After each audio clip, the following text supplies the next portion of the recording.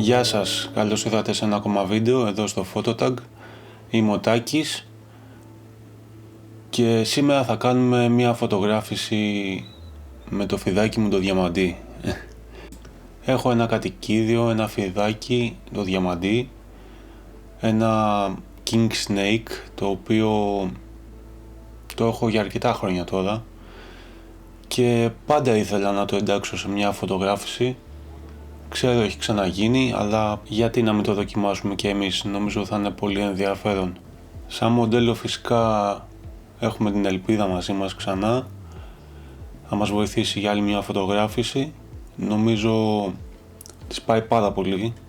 Ήθελα ένα μοντέλο με μακρύ μαλλί και σε αυτό το ύφος, το vintage ή λίγο πιο gothic, νομίζω ότι ταιριάζουν πάρα πολύ αυτό το ύφος.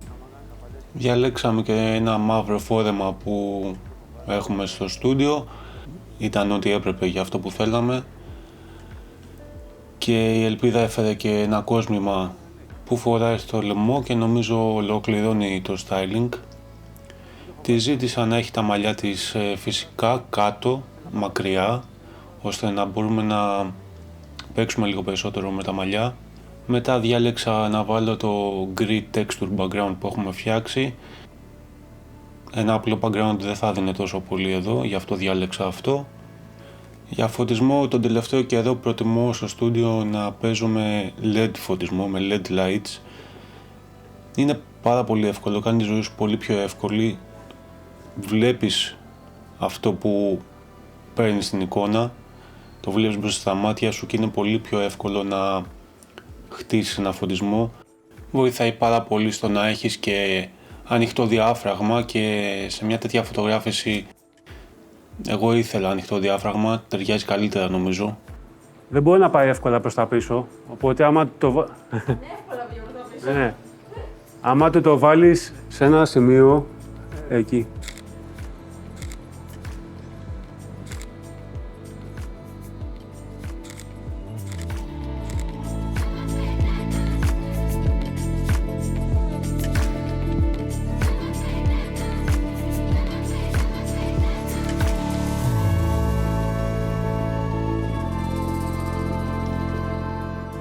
Πλέον επειδή τα LED είναι αρκετά δυνατά, δεν χρειάζεται να σβήσεις και τα φώτα που βρίσκεσαι ώστε να μπορείς να το ελέγξεις πιο εύκολα.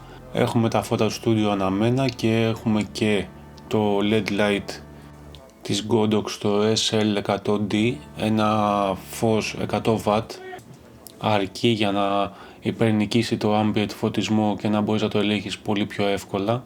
Και επειδή μου ταιριάζε και πιο μαλακός φωτισμός, διάλεξα ένα πολύ μεγάλο Octabox 120 εκατοστά της Godox και αυτό ένα παραβολικό Octabox, το οποίο είναι από τα αγαπημένα μου. Κάθε φορά που το χρησιμοποιώ με εντυπωσιάζει με το φωτισμό που βγάζει, μου αρέσει πάρα πολύ ο φωτισμός του. Δεν ήθελα να χρησιμοποιήσω πολλά φώτα, ήθελα να είναι απλό το setup, ένα φως προς το πλάι και πολύ κοντά στο μοντέλο μου ώστε να έχω ένα πολύ μαλακό φωτισμό. Έκανα λίγο feathering προς το background ώστε να έχω και λίγο φως στο background.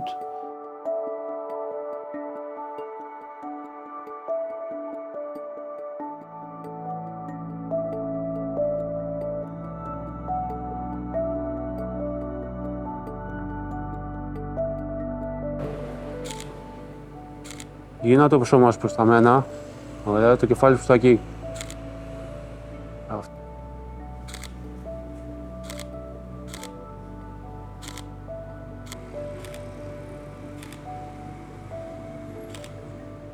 Πολύ ωραία. Λίγο πιο κάτω το πηγούνι. Αυτό είναι. Έτσι εκεί. Τέλειο. Πολύ ωραία.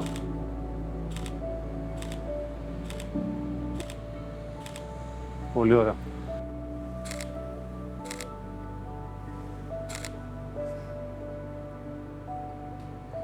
Εκεί. Μπράβο, πολύ ωραία.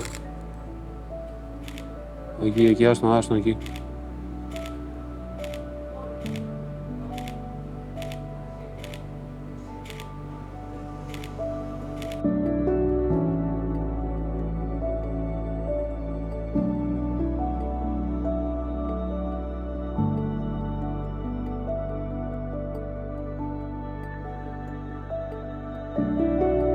Δυσκολευτήκαμε αρκετά με το διαμαντί, η αλήθεια είναι. Γι' αυτό έκανα και αρκετές φωτογραφίες.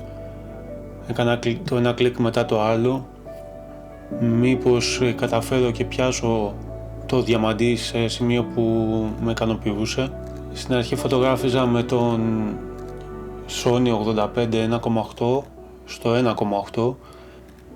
Κατάλαβα ότι το 1.8 είναι πολύ ρηχό βάθος πεδίου για αυτό που ήθελα, γιατί η ελπίδα ήταν in focus, αλλά ο διαμαντής δεν ήταν πάντα in focus, ανάλογα το σημείο που βρισκότανε. Έτσι πήγα λίγο πιο μακριά, έβαλα και τον αγαπημένο μου τον 105 1.4 Sigma, έβαλα διάφραγμα f2.8 για να έχω λίγο περισσότερο βάθος πεδίου και πήρα απόσταση, δηλαδή πήγα λίγο πιο μακριά ώστε να αυξήσω το βάθος πεδίου.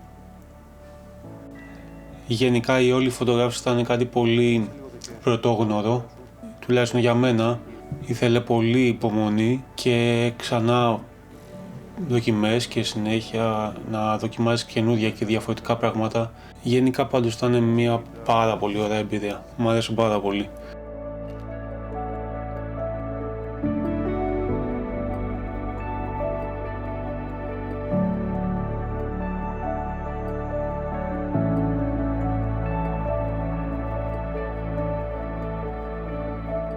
Εσείς έχετε δοκιμάσει να κάνετε φωτογράφηση με κατοικίδιο? Αν το έχετε δοκιμάσει, γράφτε το κάτω στα σχόλια. Αν σας άρεσε το βίντεο και αυτό που κάναμε, κάντε ένα like. Όσοι δεν έχετε κάνει subscribe, πατήστε subscribe και πατήστε και το καμπανάκι δίπλα για να μην χάνετε επόμενα βίντεο. Και εμείς θα τα πούμε στο επόμενο. Βρε, κάτσε ο διαμαντής. Κάτσε βρε ο διαμαντής. Μπράβο, διαμαντής.